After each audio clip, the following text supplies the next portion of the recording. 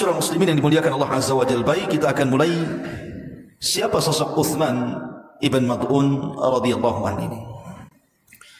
Yang saat wafatnya Nabi sallallahu alaihi wasallam menangis sampai berderai air matanya dan memuji Utsman ibn Mad'un dengan mengatakan dia adalah sahabat yang tidak pernah mengambil keuntungan dari dunia dan dunia pun tidak pernah dirugikan dari kepergiannya. Luar biasa, sahabat yang tidak pernah mengambil keuntungan dari dunia dan dunia tidak pernah dirugikan dengan kepergiannya. Itulah Utsman ibn Mad'un radhiyallahu anhu. Ketika Nabi SAW di permulaan dakwah beliau di tahun 613 atau sebelumnya 610, Nabi SAW melakukan pertama kali dakwah secara dakwah sirriyah, dakwah tidak terang-terangan selama 3 tahun, dari tahun 610 Masehi sampai tahun 613 Masehi. Karena waktu itu memang Nabi SAW baru saja mendapatkan mandat wahyu dari Allah Azza wa Jalla dan diangkat menjadi Nabi dan Rasul. Artinya belum ada kekuatan, belum ada pengikut. Makanya Rasul kemudian berdakwah dengan cara sirriyah, dengan cara dari teman ke teman, dari rumah ke rumah, atau bahasa lainnya door to door. Lah di antara sahabat Nabi SAW yang terkena dakwah sirriyah adalah Utsman ibn Mad'un. Jadi ketika Nabi SAW berdakwah sembunyi-sembunyi inilah sahabat-sahabat dari deretan para sahabat Nabi SAW yang masuk Islam di permulaan dakwah. Karena kan dakwah sirriyah kan awal-awal dakwah. Maka Utsman ibn Mad'un inilah satu di antara deretan para sahabat yang masuk Islam di permulaan dakwah Nabi SAW. Makanya kita katakan dia adalah as-sabiqunal awwalun. Yang Allah Subhanahu wa taala firmankan dalam Al-Qur'an, was-sabiqunal awwalun minal muhajirin wal ansar walladzina tabauhum bi ihsan radhiyallahu anhum wa radu'an. Dan orang-orang yang awal-awal lagi mula-mula dari kalangan muhajirin dan ansar dan orang-orang yang mengikuti mereka dengan baik, Allah redha kepada mereka dan mereka pun redha kepada Allah. Makanya Allah siapkan kepada mereka surga-surga yang mengalir di bawahnya sungai-sungai dan mereka kekal di dalamnya, dan itulah keberuntungan yang sangat besar. Ma'asyiral muslimin yang dimuliakan Allah Subhanahu wa taala, setelah Utsman ibn Mad'un radhiyallahu anhu masuk ke dalam Islam, maka nasibnya sama dengan sahabat-sahabat yang lainnya, tidak lepas daripada rongrongan dari orang-orang Quraisy. Jadi orang-orang Quraisy itu marah dengan sebagian para sahabat yang mereka masuk ke dalam Islam, salah satunya Utsman ibn Mad'un. Karena di awal-awal masuk Islam ini para sahabat Nabi SAW banyak yang disakiti, ditekan dan diintimidasi. Contoh saja Utsman ibn Affan radhiyallahu anhu, itu sampai diikat tangannya di belakang, kemudian digulung dengan tikar, kemudian digantung kakinya di atas, kepalanya di bawah, kemudian dibakarkan perapian supaya asapnya terkena wajahnya. Tapi Utsman tetap di atas agama Islam dan tidak bergeming dengan keislamannya. Ataupun contoh Suhaib Ar-Rumi. Suhaib Ar-Rumi dipukul dada dan tengkuknya sampai hilang akalnya, hilang ingatannya. Tapi kemudian Allah Subhanahu wa taala kembalikan ingatannya setelah lama. Atau contoh Mus'ab ibn Umair yang dipenjarakan keluarganya gara-gara masuk ke agama Nabi SAW. Setelah kemudian dia lepas dari penjara keluarga, maka dia diputus oleh keluarganya, tidak boleh menerima sepeser pun uang dari kekayaan keluarganya, disuruh cari uang sendiri. Apalagi kalau kita cerita para budak kan, seperti Bilal ibn Rabah bagaimana disiksa habis-habisan oleh Umayyah bin Khalaf. Kemudian Khabbab ibn Arat yang disundut dengan besi panas, ataupun keluarga Ammar ibn Yasir yang dibantai oleh Abu Jahal sampai Sumayyah mati syahid, dan juga suaminya kecuali Ammar, itu pun tidak tahan, hampir murtad. Lah salah satu yang mendapatkan penyiksaan adalah siapa? Uthman ibn Mad'un. Uthman ibn Mad'un ini juga tidak lepas daripada siksaan orang-orang Quraisy. Makanya karena dia tidak tahan, dia kemudian melakukan hijrah pertama kali dengan rombongan Uthman ibn Affan. Kemana? Ke Ethiopia, Habasyah. Kenapa Nabi SAW menyuruh mereka hijrah? Dan Nabi SAW juga tidak berangkat hijrah ke Habasyah, karena posisi Nabi SAW kali itu masih kuat, dilindungi oleh kabilahnya, sehingga orang-orang musyrik tidak berani menyentuh Nabi. Karena di belakang Rasul ada kabilah Bani Hashim dan Bani Muttalib, sehingga Rasul tidak disentuh. Tapi orang-orang lemah seperti Bilal ibn Rabah, Khabbab ibn Arad, keluarga Ammar ibn Yasir, termasuk Uthman ibn Mad'un dan yang lainnya, mereka tidak bisa mempertahankan keimanan mereka di kota Mekah karena sengitnya permusuhan orang-orang Quraisy kepada kaum muslimin. Makanya kemudian mereka ingin hijrah keluar dari Mekah supaya mereka bisa beribadah kepada Allah Azza wa Jalla. Lah dari situ Nabi SAW memberikan rekomendasi, kalau kalian ingin hijrah, hijrahlah ke negeri Habasyah. Di sana ada seorang raja yang sangat adil, tidak pernah menzalimi siapapun daripada rakyatnya. Dialah Najasyi, atau dikenal namanya Ashamah ibn Afjur. Pergilah kalian ke sana. Maka berangkatlah rombongan pertama, sekitar 12 orang, ada yang mengatakan 15 orang, dipimpin oleh Uthman ibn Affan, berangkat ke Habasyah. Inilah hijrah pertama dalam Islam, tahun 615 Masehi. Ma'asyiral muslimin yang dimuliakan Allah Azza wa Jalla, 1 tahun setelahnya, setelah mereka berada di bumi Habasyah, datang berita khok, berita buruk, bahwa banyak tokoh-tokoh Quraisy setahun setelahnya masuk Islam.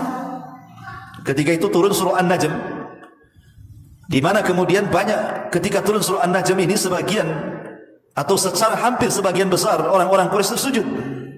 Disangka mereka masuk ke agama Nabi SAW. Disebarlah hoax bahwa orang-orang Quraisy itu sudah banyak masuk Islam. Sampailah berita ini ke Habasyah. Maka tentu mereka senang. Baru ditinggal 1 tahun, ternyata orang-orang Quraisy sudah banyak masuk Islam, padahal ini berita hoax. Akhirnya kemudian orang-orang yang sudah di Habasyah setahun itu, mereka balik. Rupanya sampai di Mekah tidak ada orang yang masuk Islam. Itu hanya kabar burung saja, berita hoax saja. Yang ada kemudian sengaja mereka membuat berita seperti itu untuk memancing orang-orang Habasyah pulang untuk ditangkap dan disiksa kembali.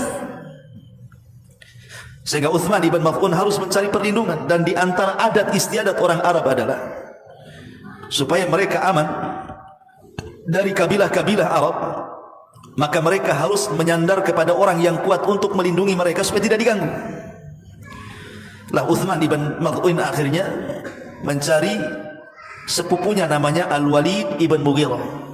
Dan Al-Walid ibn Mughirah ini tokoh besar dari tokoh-tokoh Quraisy, ayahanda daripada Khalid ibn Walid. Jadi Uthman bin Mad'un minta bantuan sama dia, tolong lindungi saya di sini. Sebab kalau tidak lindungi, orang-orang Quraisy bisa saja menyakiti dia. Karena ada hubungan sepupu, maka Al-Walid ibn Mughirah pun kemudian melindungi Uthman ibn Mad'un. Ketika sudah mendapatkan perlindungan daripada Al-Walid ibn Mughirah, otomatis tidak ada orang Quraisy menyentuh Uthman ibn Mad'un, kan? Karena sudah ada perlindungan orang kuat. Masalahnya Uthman ibn Mad'un ini melihat sahabat-sahabat yang lain yang tidak punya perlindungan dari orang-orang kuat Mekah, mereka disiksa. Mereka disiksa kembali layaknya di permulaan dakwah Nabi SAW. Dari situ dia mencabut perlindungan dari Al-Walid ibn Mughirah dan ingin bergabung dengan kaum muslimin dan hanya ingin menyandarkan perlindungan kepada Allah Subhanahu wa taala. Al-Walid sempat mengatakan, jangan kau cabut perlindunganku kepadamu, engkau akan masalah. Tapi Uthman ibn Mad'un mengatakan, tidak ada masalah, aku serahkan perlindunganku kepada Allah Azza wa Jalla. Maka Al-Walid pun mengumumkan bahwa dia sudah tidak melindungi siapa? Uthman ibn Mad'un. Ketika orang-orang tahu bahwa Uthman ibn Mad'un ini tidak punya perlindungan dari Al-Walid ibn Mughirah, mulai datang gangguan kepada dia. Satu hari ada seorang penyair namanya Al-Walid ibn Rabi'ah. Walid ibn Rabi'ah ini, atau Labid ibn Rabi'ah ini, seorang penyair kondang kala itu. berada di majlis Quraisy sedang melantunkan bait-bait syair. Karena orang-orang Quraisy zaman itu suka menampilkan syair-syair, ditonton banyak orang. Tampilah Labid ibn Rabi'ah ini bersyair, berkumandang. Kemudian salah satu ucapannya adalah ala kullu syai'in ma khalallahu batil. Ingatlah segala sesuatu selain Allah Subhanahu wa taala adalah kebatilan. Lah ketika sang syair ini mengatakan seperti itu, Uthman ibn Mad'un itu ada di situ. Apa kata dia? Shadaqta, kau benar kata. Masalahnya kemudian bait syair yang setelahnya dia mengatakan wa kullu na'imin la mahalata za'ilun. Dan setiap kenikmatan maksudnya di sorga pasti akan hilang. Maka Uthman ibn Mad'un langsung mengatakan kadzabta, dusta kamu kata.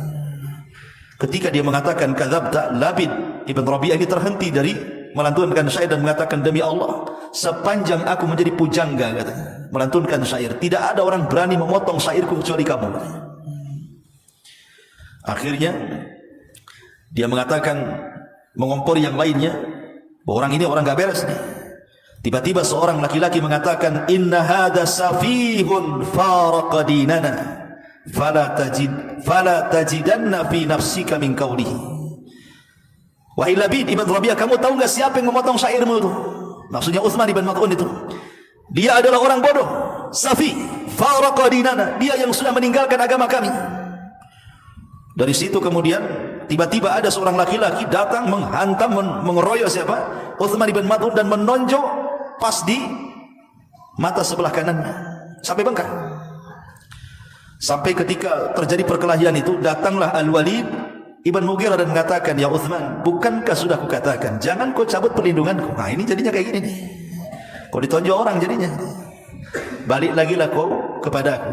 Aku akan umumkan kepada orang-orang Quraisy biar engkau tidak diganggu dan engkau berada dalam lindunganku. Biar engkau tidak bermasalah. Kata Uthman ibn Mad'un, sesungguhnya ketika mereka menonjok mataku, ini yang kuinginkan katanya. Ini yang kuinginkan. Kalau bisa yang satunya ditonjok lagi, karena yang satu ini mata suka berkhianat katanya. Ada orang sahabat kayak gini coba. Kalau bisa satunya lagi ditonjok gitu. Karena mata yang satu ini takut berkhianat katanya. Ma'asyiral muslimin yang dimuliakan Allah Subhanahu wa taala, seperti itulah Uthman ibn Mad'un radhiyallahu anhu. Dia membela Islam di hadapan khalayak ramai. Ma'asyiral muslimin yang dimuliakan Allah Azza wa Jalla. Jadi ketika kemudian mereka balik dari hijrah pertama, kemudian terjadi kembali semacam penyiksaan dari orang-orang Quraisy, akhirnya mereka kembali lagi ke Habasyah untuk kedua kalinya. Itulah hijrah kedua ke Habasyah.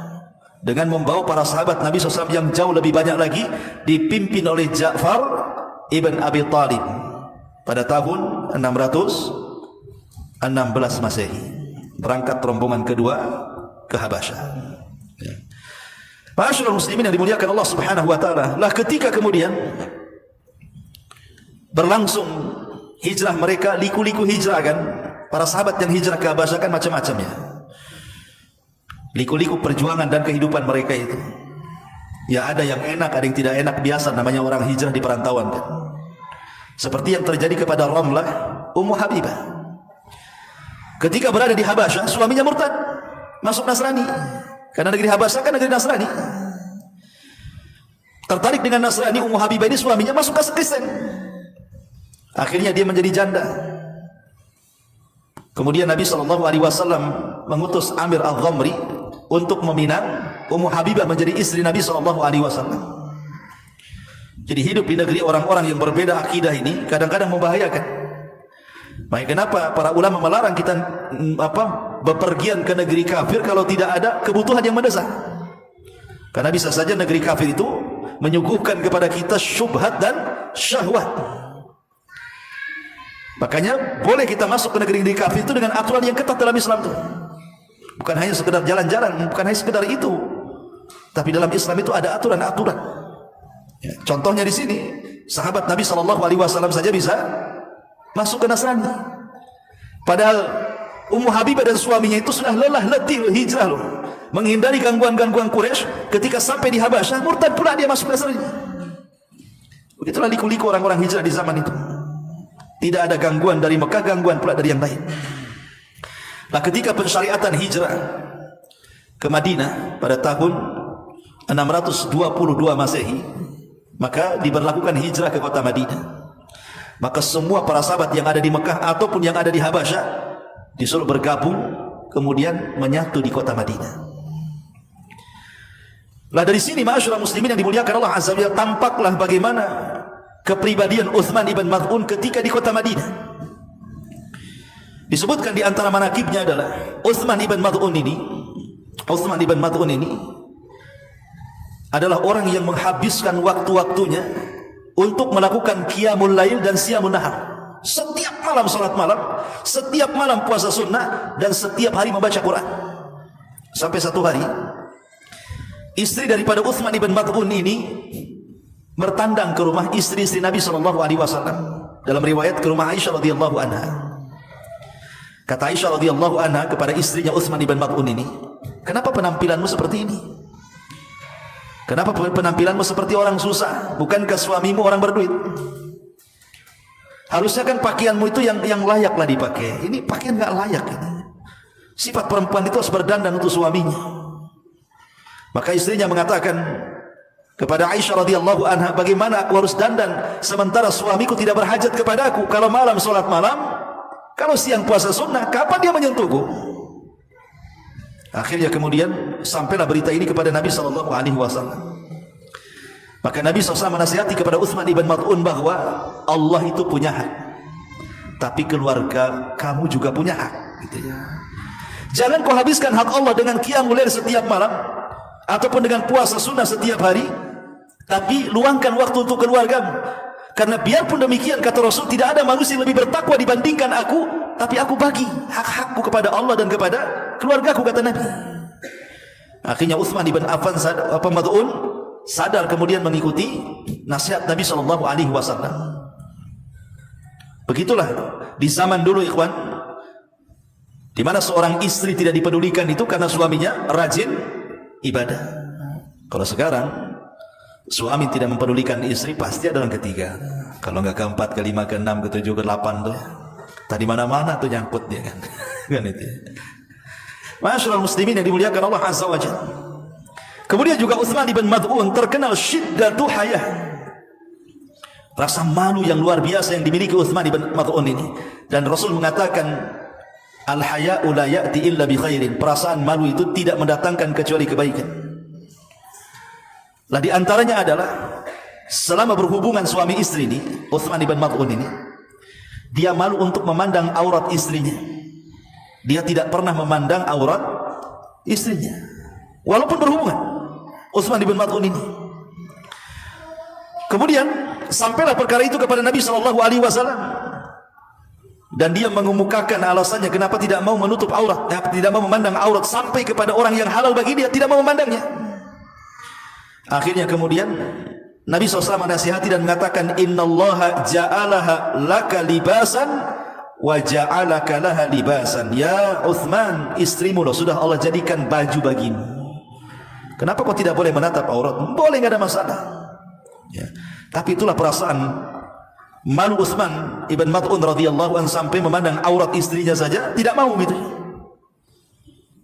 Kalau kita jangankan lagi aurat istri, aurat tetangganya diteropong-teropong kan ya. Bahaya mata kita ini, mata belang kan gitu ya. Ma'asyiral muslimin yang dimuliakan Allah Azza wa Jalla. Tapi begitulah syiddatul haya. Bagaimana perasaan malu Utsman ibn Maz'un radhiyallahu anhu. Dan Utsman ibn Maz'un sekali lagi adalah orang yang tidak terpengaruh dengan dunia sama sekali. Tidak terpengaruh dengan dunia. Hidupnya zuhud.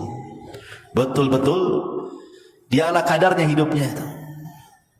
Sebenarnya ma'asyiral muslimin yang dimuliakan Allah Azza wa Jalla, dalam Islam orang kaya itu tidak dilarang. Orang menggunakan fasilitas dunia itu tidak dilarang. Seperti antum dari rumah ke sini, bagus naik motor atau jalan kaki? Jalan kaki pengkor lah antum, naik motor. Antum punya mobil, bagus pakai mobil kan? Artinya boleh kita pakai motor, boleh pakai mobil, tidak ada masalah. Selama dunia yang antum miliki itu hanya sebatas sarana untuk menyempurnakan ibadah.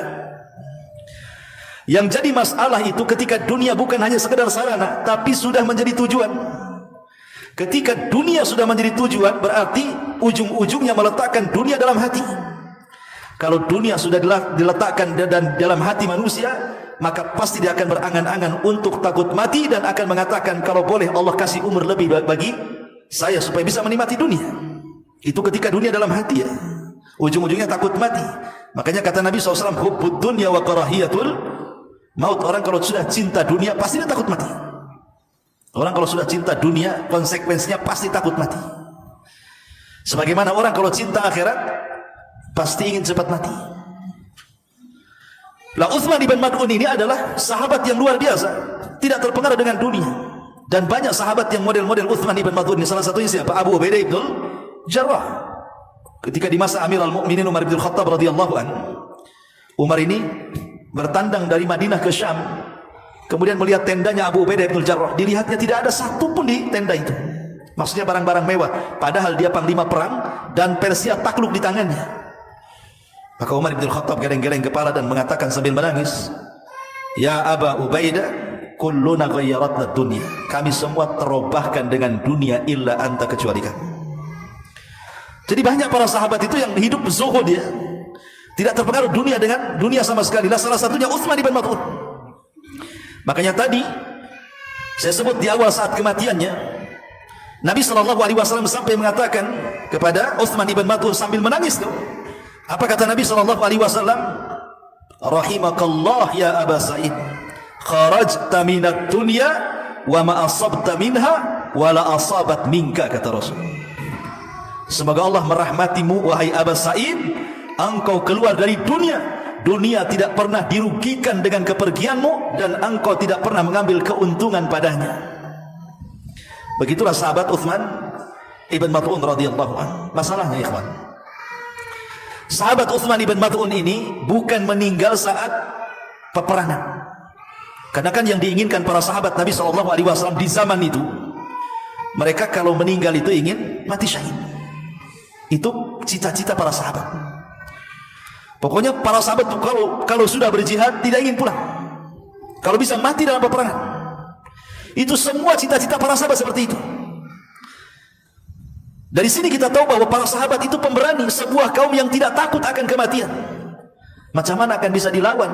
Orang kalau perang niatnya mati, siapa yang akan bisa melawan orang seperti ini? Pasti dia akan berusaha untuk betul-betul kan sungguh-sungguh dalam berjihad supaya dia bisa mati syahid di situ. Makanya dalam setiap peperangan di zaman itu tidak dikalahkan para sahabat. Macam mana melawan kaum yang tidak takut mati, itu masalahnya. Lah Utsman ibn Mad'un ini Allah takdirkan dia ikut terlibat perang Badar. Ya memang terlibat dalam perang Badar, tapi dia tidak terbunuh di perang Badar alias syahid, tidak. Justru setelah Badar selesai, kemudian pulang ke kota Madinah, selang beberapa waktu setelah perang Badar, dia pun terkulai sakit. Kemudian sakit itulah yang menyebabkan dia meninggal dunia. Dan dialah sahabat yang pertama kali dari kalangan muhajirin yang meninggal dunia, dan dia pula sahabat yang pertama dari kalangan muhajirin yang dikubur di Baqi. Inilah Utsman ibn Mad'un ini. Lah karena kematian Utsman ibn Mad'un ini dengan cara seperti itu, ada sebagian para sahabat itu yang bersuudzon, berburuk sangka kepada Utsman ibn Mad'un itu. Karena Utsman ibn Mad'un ini kan satu sisi dia ahli ibadah, dan itu dikenal di kalangan para sahabat. Kalau malam menghabiskan qiyamul lail, kalau siang menghabiskan puasa sunnah dan baca Quran, tiba-tiba Allah pilihkan kematiannya seperti itu. Harusnya orang seperti ini mati syahid, itu maksudnya. Sampai orang-orang yang berburuk sangka itu, salah satunya ada siapa? Umar bin Khattab. Umar bin Khattab radhiyallahu anhu ikut berburuk sangka gitu ya kepada Utsman ibn Mad'un, dan itu lama sekali dihilangkan dari hati-hati para sahabat sampai meninggalnya Nabi SAW. Barulah perasaan itu hilang. Kenapa? Karena Nabi SAW juga tidak mati di peperangan. Mati kan Rasul tidak mati syahid kan? Mati Rasulullah itu mati atau meninggal dunia di awal dengan sakit dulu. Maka kemudian mereka sadar bahwa tidak mesti kemuliaan itu harus meninggal di medan pertempuran kan? Buktinya Rasul meninggal sama dengan Utsman ibn Mad'un diawali dengan sakit. Setelah Nabi SAW meninggal, Abu Bakar pula meninggal lagi dalam kondisi yang sama, diawali dengan sakit. Dia mandi tengah malam, kemudian dia merasakan sakit. Akhirnya sakit itu yang menghantarkan Abu Bakar Siddiq radhiyallahu anhu kepada kematiannya. Makin yakin lagi bahwa tidak mesti kematian dalam jihad itulah seseorang dikatakan utama, dan meninggal selain jihad tidak dikatakan utama. Buktinya Rasul dan Abu Bakar tidak meninggal dalam peperangan kan? Termasuk siapa? Al-Walid ibn Khalid ibn Walid. Khalid ibn Walid ini kalau mau dihitung tusukan dalam badannya sudah nggak dihitung, ribuan tusukan pedang, ribuan tusukan panah dan tombak di badannya. Harusnya sekelas Khalid ibn Walid ini mati dalam peperangan kan? Tapi Allah takdirkan tidak, dia mati dalam pembaringan sakit. Sampai saat dia hendak meninggal itu dia menangis. Mungkin bahasa kitanya, kenapalah harus meninggal seperti ini itu. Aku kan seorang pemimpin perang, harusnya aku matilah dalam pertempuran. Jadi nyesellah Khalid ibn Walid ini. Tetapi kemudian disadarkan oleh Ibnu Abbas radhiyallahu anhu dan mengatakan, ya Khalid, ingin tahu rahasianya kenapa engkau meninggal di pembaringan dan tidak dimatikan dalam pertempuran? Kata Khalid, apa yang Anda maksudkan wahai terjemahanul Quran? Maka Ibnu Abbas radhiyallahu anhu mengatakan, ya, karena engkau adalah saifun min suyufillah. Engkau adalah pedang dari pedang-pedang Allah, dan pedang Allah tidak mungkin terkalahkan di peperangan. Makanya Allah pilih kematianmu seperti ini. Kalau engkau mati dalam peperangan berarti pedang Allahnya kalah kan gitu ya. Tidak mungkin pedang Allah kalah. Makanya Allah berikan kematian seperti ini. Lah saat Utsman ibn Maz'un radhiyallahu anhu meninggal dunia dari Aisyah radhiyallahu anha, dia mengatakan, ra'aitu an-nabiy sallallahu alaihi wasallam yuqabbilu Utsman ibn Maz'un wa huwa mayyitun. Kata Aisyah radhiyallahu anha, aku melihat Rasul sallallahu alaihi wasallam mencium Utsman ibn Maz'un setelah meninggal. Hatta ra'aitu ad-dumu'a tasil, sampai aku melihat Nabi SAW mencucurkan air mata yang begitu deras dari kedua matanya karena mengenang kebaikan Utsman ibn Maz'un radhiyallahu anhu. Dalam riwayat Tirmidzi, anna Nabi SAW qabbala Utsman ibn Maz'un wa huwa mayyitun wa huwa yabki. Bahwa Nabi SAW mencium kening Utsman ibn Maz'un dan dia sudah meninggal, seraya menangis Nabi SAW. Dan dalam riwayat ainahu tadrifan, di mana kedua matanya betul-betul mencucurkan dengan deras air mata Nabi SAW karena sedih akan meninggalnya Utsman ibn Maz'un radhiyallahu anhu. Dan Utsman ibn Maz'un orang yang baik dari kalangan salaf. Makanya ketika Utsman ibn Maz'un meninggal dunia, dalam waktu yang sama setelah Utsman bin Maz'un meninggal dunia, disusul dengan siapa? Putri Nabi SAW, Ruqayyah bintu Rasulillah. Di tahun yang sama Utsman bin Maz'un meninggal dunia dulu. Kemudian beberapa bulan setelahnya putri Nabi SAW, Ruqayyah, menyusul, meninggal dunia. Dan ketika itu dia istri daripada Utsman ibn Affan radhiyallahu anhu. Dan Utsman tidak terlibat dalam perang Badar karena mengurus Ruqayyah. Tapi Ruqayyah tidak tertolong. Lah saat Ruqayyah ini di detik-detik wafatnya, Nabi SAW membisikkan di telinganya dan mengatakan, ilhaqi bisalafinal khair Utsman ibn Maz'un. Kata Nabi SAW kepada Ruqayyah saat ruhnya hendak terlepas dari badannya, ilhaqi bisalafinal khair, susulah orang terbaik dari kita, maksudnya Utsman ibn Maz'un. Susulah orang terbaik dari kita Utsman ibn Maz'un wahai Ruqayyah. Makanya Ruqayyah pun kemudian menghembuskan nyawa terakhirnya, meninggal dunia. Tetapi di sini bagaimana Nabi SAW mengatakan ilhaqi bisalafinal khair. Rasul memuji Utsman bin Maz'un dengan kata-kata al khair, orang yang paling baik dari kami. Ini rekomendasi yang luar biasa. Utsman bin Maz'un radhiyallahu anhu meninggal di kota Madinah, dan dia orang yang pertama kali berhijrah, orang yang pertama kali wafat dari kalangan muhajirin di Madinah, dan orang yang pertama kali dikebumikan di kuburan Baqi al-Gharqad radhiyallahu anhu wa radwan. Semoga Allah Subhanahu wa taala meridhai Utsman ibn Maz'un radhiyallahu anhu.